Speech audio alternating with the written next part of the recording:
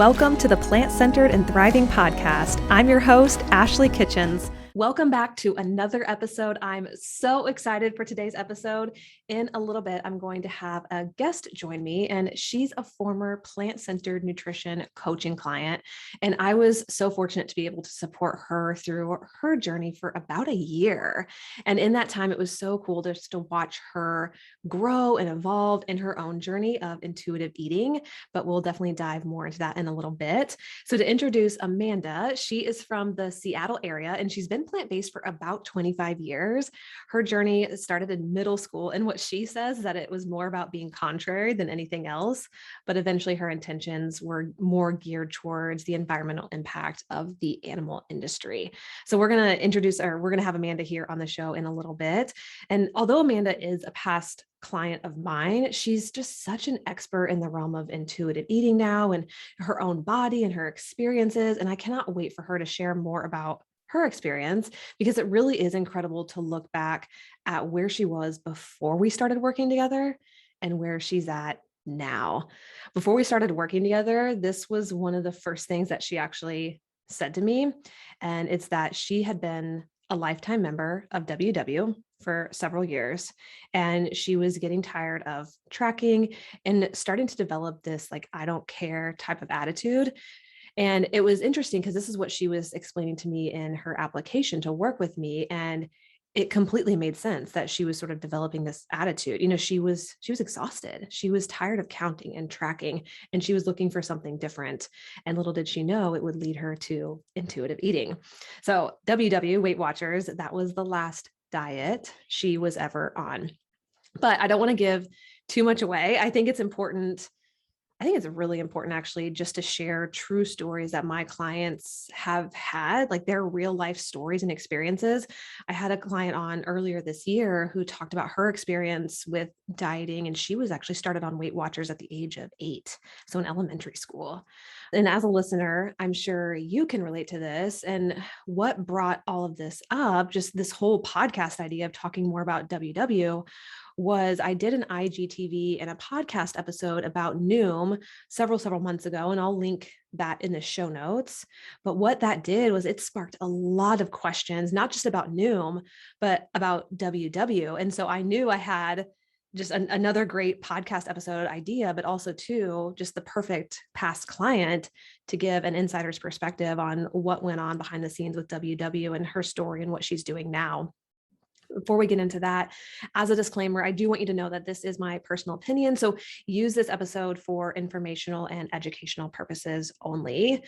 If you've tried WW or you're currently on WW, I'm definitely not against you doing that by any means. What I am against is diet culture, against feeling like we have to be a specific size or a specific number. So I tell my clients this, and anyone that I work with, we never get angry at the person because it's not their fault. What we get angry at is diet culture. So that's what I'm against.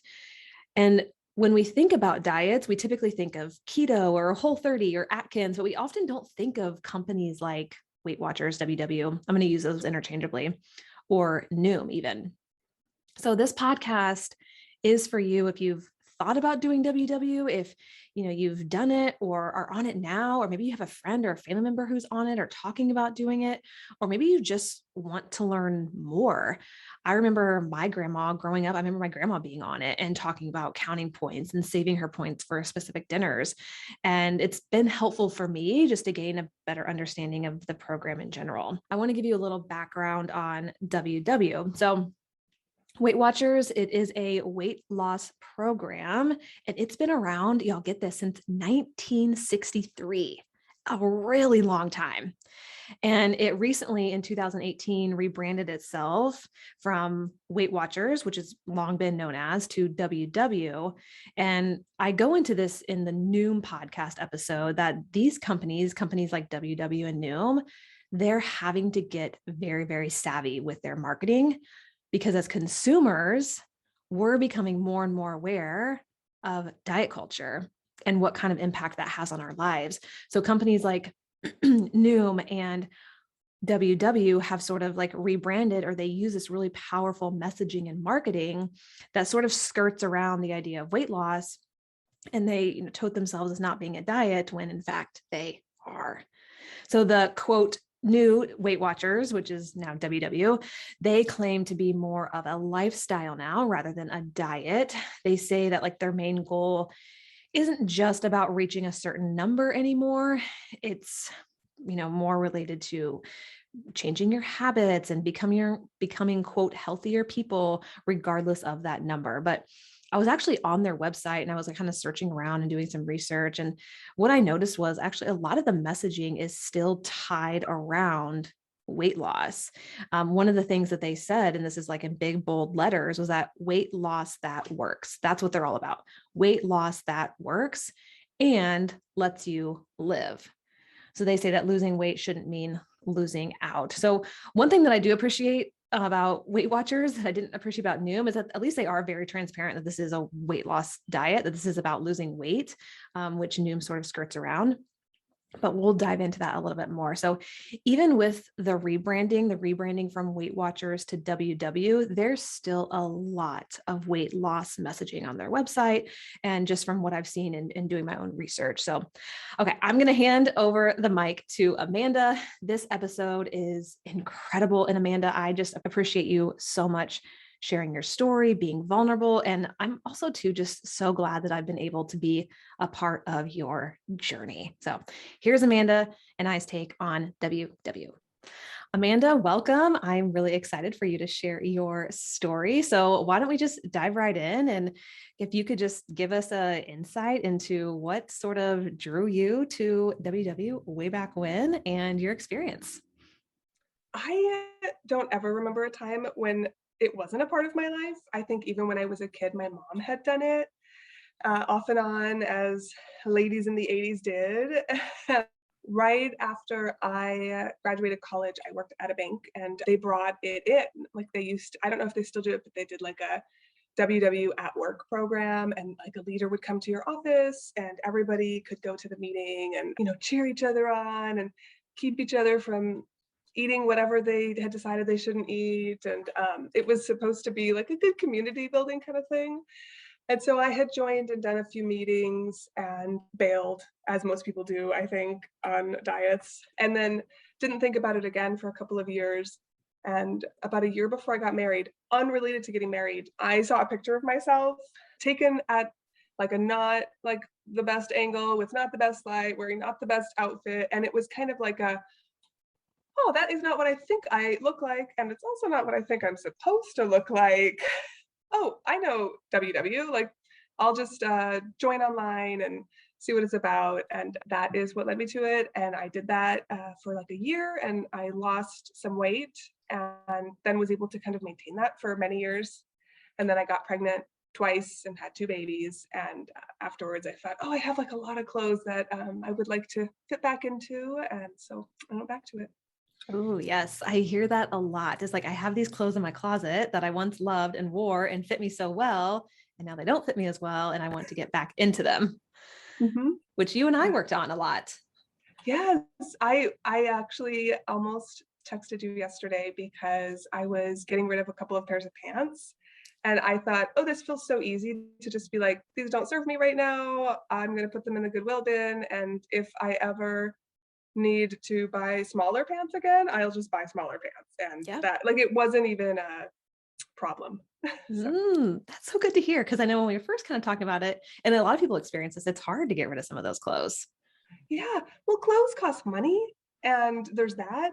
And I think even environmentally, like I really don't want to contribute to landfills, stuff that maybe can't go to Goodwill or that other people don't want. So part of it for me is just like the eco consciousness, like, oh, it feels wasteful to like keep growing out of clothes or into clothes, but trying to be sustainable in my fashion. Yes, yes, yes. And it's true. Sometimes that's how it goes as well. It's like needing to kind of get rid of those clothes because clothes are meant to serve us. We're not meant to serve clothes. So I like the fact that you brought that up as well. So going back to what you said in the beginning, I actually didn't know that Weight Watchers, I feel like I'm learning so many things as like I'm doing all this research. I didn't know that Weight Watchers came into the workplace. And I'm sure they did that in a lot of, different workplaces, especially in the 80s and 90s and early 2000s. I don't know if they still do. It would have been like 2006 that they Okay. came into. I worked at a bank, and it was like I think someone had to invite them in. I don't think that was like an Avon lady showing up at your door with, here's a points tracker. But I think there was like a Weight Watchers at Work program. And as long as you had like maybe 10 enrollees. And it's funny you mentioned the ladies in the 80s thing, because my first introduction to Weight Watchers was my grandma doing it. And I mentioned that earlier in this episode of that was, her like counting points and kind of saving them up and do different things. And that was sort of my first experience with that. And that was probably, 20 years ago. No, the 80s was like 40 years ago. Nice try. Shoot. Oh, yeah, you're right. You know what? It probably was like 30. Yeah. Wow. Oh, wow. Yeah. Long Sorry, time you're ago. old now, so. I am. Okay. So you were introduced to it at work first, went off of it because like we know like diets don't work. And for you, it didn't seem to like fit into your lifestyle at that point. But then you circled back, tried it again after seeing a picture of yourself. And then how did that, because that was a good while ago, like you said, like probably 2007 actually. So, or 8, maybe 7 or 8. okay. Yeah. Mhm. So then how did that experience go? It actually went really well for me.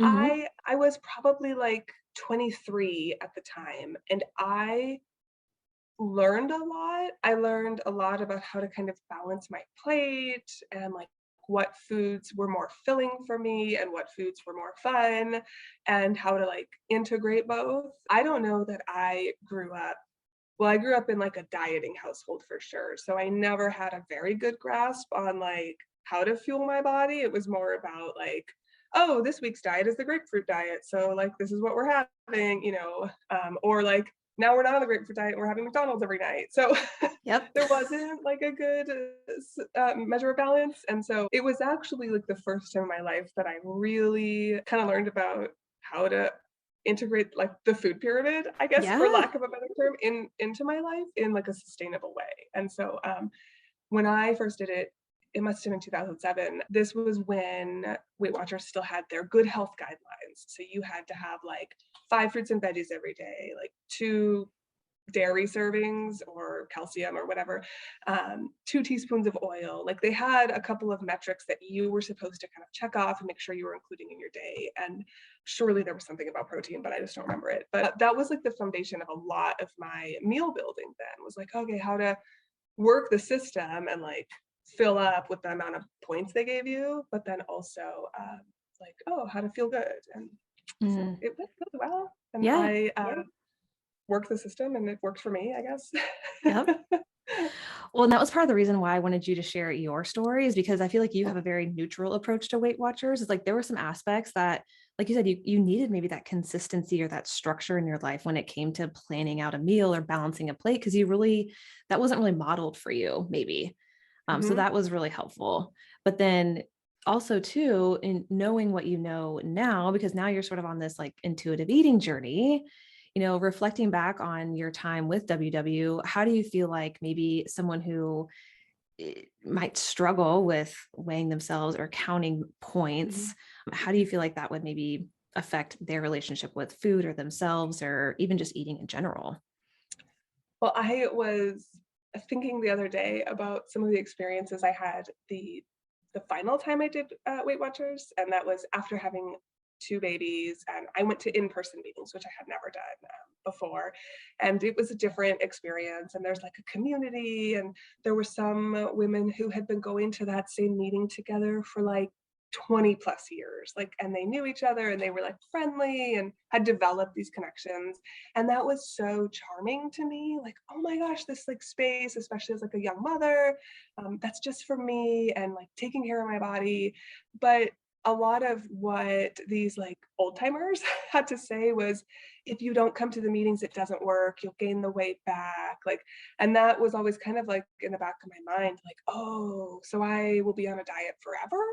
Yeah. And I was remembering this time that somebody shared, there was like a lot of sharing in the meetings, like what your highs and lows for the week and stuff. And somebody shared that they had really wanted a donut to the point where they like drove to their grocery store to get like a donut from the bakery. But before they went in, they journaled in the car about like why they wanted to eat that donut, why it wasn't good for them. And then there was this like chorus of like, great job, you, like you didn't eat the donut. And I remember being like, I don't want to have to journal before I eat something. Like that's hard. And as much as like the system of Weight Watchers is like eat what you want, find balance, a lot of those principles kind of line up with a lot of the intuitive eating stuff, give or take a few. The community of Weight Watchers is totally different. Yeah. So if you're like not careful about how you include yourself or include Weight Watchers in your life, you very much could find yourself in a community of people who tell you to just eat like, deli meat wrapped around a pickle and call it lunch or whatever. Yes. Yes. So it sounds like the deeper you got into it, the more you were noticing, and especially too going to in-person events, the more you started noticing maybe some things like diet culture related, like topics of Mhm. conversation or just like kind of things being thrown in there that didn't jive so well with you. Yes. Or there would be like, okay, now Thanksgiving is coming up. Of course, you can eat whatever you want, but make sure the first plate is all vegetables and like 0 point foods. And here are like the tips and tricks to like not eat during the day so that you can save your points for dinner or whatever. And that just doesn't work for me. I think that again, like the community advice is what matters. And Mm, that's certainly contrary to a lot of, I think they're like kind of foundational principles. yeah. Yeah. So in a way, there was like a lot of pros in that you were learning how to balance a plate, learning how to like create some consistency when it came to meals, but also at the Mhm. same time, some of this messaging, it just didn't feel right because it was almost disconnecting you from doing things that you enjoy, like eating breakfast or having like an actual Thanksgiving meal that you loved and looked forward to versus like maybe restricting yourself or like saving all your points for later or eating 0 point foods in the beginning, that type of thing. Yes, 100%. And I think I've worked a lot since working with you and then after to try to untangle some of that because a lot of it is like so like subtle that you don't realize that it's like creeping into your brain. And I think I shared with you before, but for me, that was brown rice. I was like, yeah, no, I love brown rice. Of course I'm gonna pick brown rice all the time.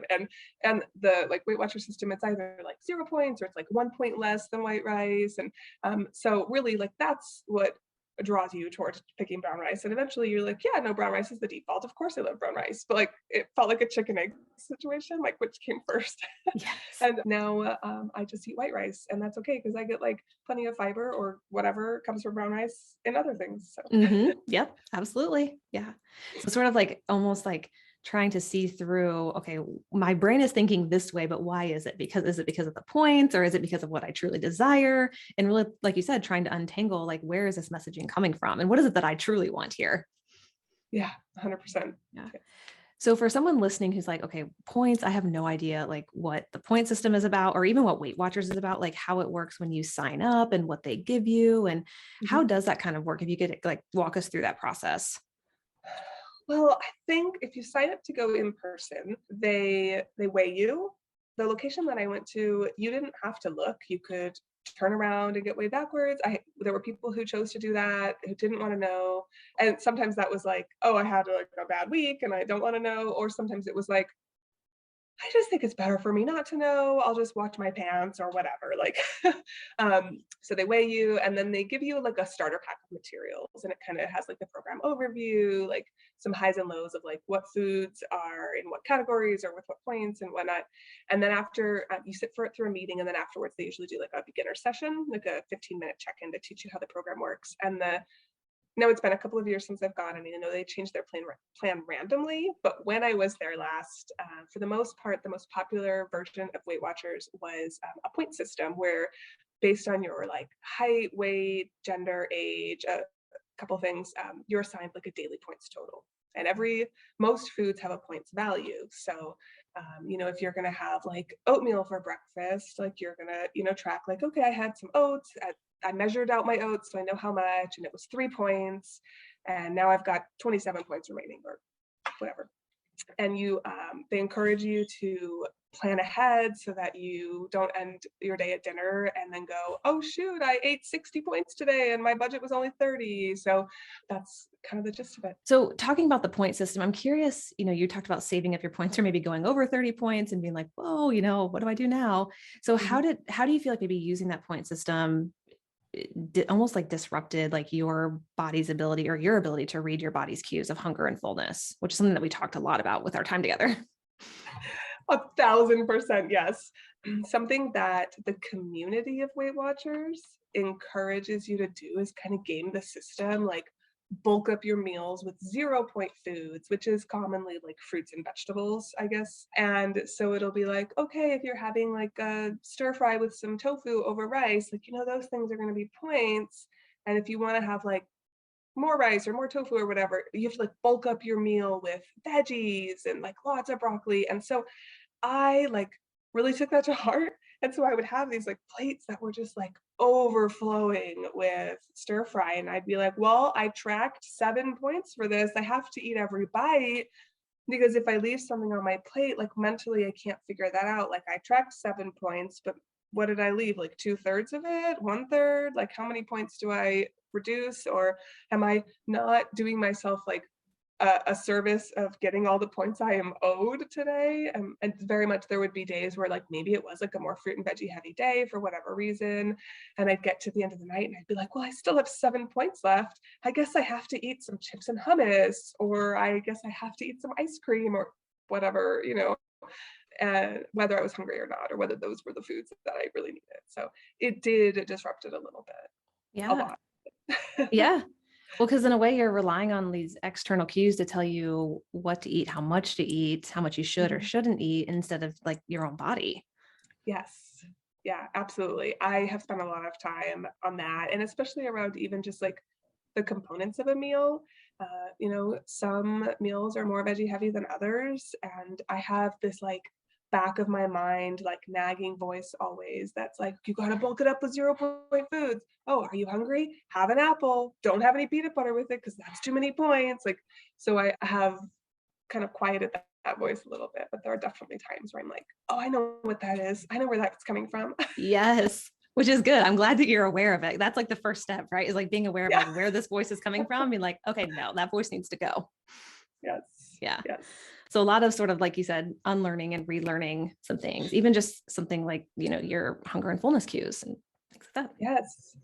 Well, it's so much of what the community kind of encourages is like that, and I think it's all diets, right? It's like, "Oh, be really, like, strict, be really good, like, Monday through Thursday or Friday, and then, like, Saturday's your cheat day," or in Weight Watchers, you get, a bank of, like, kind of extra points that you can use on top of your daily allowance. Some people just, like, eat a little bit more every day. Some people save them for, like, a Thanksgiving meal, for example, or on, like, Saturday, I'm gonna go out for drinks with the girls, and then I have all these extra points for wine. But very much it's like, oh, it's Saturday, like time to eat a heartier breakfast, time to get that takeout, time to have that ice cream. And it encourages this kind of like peak of like overeating or like overindulging. Or like the gal who wanted a donut, like she was encouraged to like wait till Saturday. And if you still really wanted it, to go get a donut. And so about a year ago, I remember realizing after spending some time with you that I was honoring those needs like throughout the week. Like maybe on Tuesday I had ice cream, and maybe on Thursday we ordered takeout, but it was just like even, like it evened out. And then maybe after having ice cream on Tuesday, like Wednesday I didn't have ice cream. And then like Friday I had like a lighter lunch because I was still full from takeout on Thursday or whatever. And it really balanced out and it created this sense of like food freedom. Yes. Perfect use of those I words. know. Yeah. And almost like this natural flow, and too like the trust that you had with yourself to recognize that, oh hey, like I can have ice cream on a Tuesday, and maybe I don't even want it on a Wednesday, or do takeout on Thursday and have a lighter like that is sort of the ebb and flow of just life in general, because we're not robots. We don't eat the exact same amount every single day or the exact same points every single day. That changes. Yes. And I think it's been good for me in the last year and a half to notice the other ways that like my cravings or my hunger ebbs and flows. I mean, it definitely moves in tandem with even just like my monthly cycle. Like now I have like, kind of nailed it to the where I'm like not surprised when I don't finish my breakfast one, for 2 or 3 days in a row. Like, oh, I know where I am in my cycle, and I know that I'm just like not as hungry those weeks and Mm-hmm. or those days. So Yeah. Yeah. Getting more in tune with yourself. I know. Look at It's me. so beautiful. So what would you say, being on the journey that you're on now, what you're most proud of and what you would maybe encourage other people to try? Well, I think I'm most proud of two things, and they both three things. Two of them relate to food. One is that I have really, I think, tuned in on what my body wants to eat and when it wants to eat it. Stopping when I'm full, sending pictures of my half-eaten food to Ashley so that she can be proud of me. And also, just kind of honoring what I want to eat. Like, if I want ice cream on a Tuesday, I go for it. And then the second piece is around, like, clothes, like, to wrap it like, to circle back, is just if something isn't serving me or fitting me, unless it is, like, a crazy expensive designer piece that I wanna have altered, like, it's going. I love that. And I think it's funny to note too. So Amanda, she still does send me pictures every once in a while because, and I think this is good to note because most of us grew up sort of with this clean plate club of feeling like we had to finish our meal. And then you talking about your points, feeling like you had to finish it because you already tracked 7 points, is that now you don't feel tied to finishing everything that's on your plate, which you once did. Yes, and I think known that that was the right thing to do because it's what I try to teach my kids. Like, Mm. it's always, "Can I have dessert?" And I'm not like, "Well, finish all your dinner." It's more like, "Is your tummy full of dinner? Like, do you have room for a popsicle? Like, what does your body say? Do you need more?" And so I think I knew that was the right thing to do, but it was one of those, like, I know the right thing to do by other people, but not myself kind Yes. of. Yeah. Yeah. Yep. So one thing I appreciate you bringing up is like you have 2 little girls who are amazing, and you also talked about in the beginning how, dieting was a big part of your childhood. And so one thing that Amanda, just to say to you directly, one thing I'm really proud of you for doing is that you've, as best as you can, you're trying to remove diet culture from your household and model something differently for your daughters. Yes, I am. Thank you. I try to talk a lot about bodies and shapes and sizes. Both of my kids are naturally fairly thin so far. Who knows what puberty will bring? But so they've got like privilege going into it. But I have friends of various shapes and sizes. And even as I was like getting rid of a couple pairs of pants the other day, I made a point of being like, oh yeah, like these don't fit my body anymore. So I am gonna get rid of them and get some pants that do because I don't want to wear pants that are uncomfortable and bodies change. My kids were like, "Even grown-up bodies? Like, aren't you done growing?" And so it was a good Mhm. opportunity to talk about how, like, bodies are always changing and our bodies know what we need, and there are some times in our lives where we need more fat on our bodies and sometimes where we are more muscular, and, it was a good chance to kind of share that. I'm always trying to be mindful of, like, I want them to see me eat ice cream, like, I want them to see me eat it and not make a big deal out of it, but on the flip side, I really like to eat salads, so I always try to be aware of being like, I know I'm having a salad right now, but look, I'm putting like fat in it and I've got grains and protein. Like I try to kind of talk through why I'm really enjoying this meal and it's okay Yes. that I eat a salad. Yep. I think too, that's just great. Like knowing what you know now and reflecting back on even your own childhood, like the fact that you're able to kind of, again, model that a little bit differently for your girls and use different things like eating ice cream or throwing out your clothes as opportunities to talk to them or answer their questions when they have them. Yes, I want to be, I know I won't be the only voice and that they will hear from their friends or their friends' moms or movies, magazines, the internet, whatever. But I want to be like the first voice that they Yeah. hear. I want to be the loudest one. Oh, I love that. Oh, so wonderful. Well, Amanda, thank you so much for sharing your journey and your story and just being vulnerable. I really do appreciate it. And I just thank you so much for being here. And I'm just so grateful too that I've been able to be a part of your journey. Oh, thank you. I tell everybody how I got here and who got me here. So I'm a big cheerleader for you. Thank you. I appreciate that. All right. Thank you so much for listening. And Amanda, I will talk with you later. Until next time, keep thriving.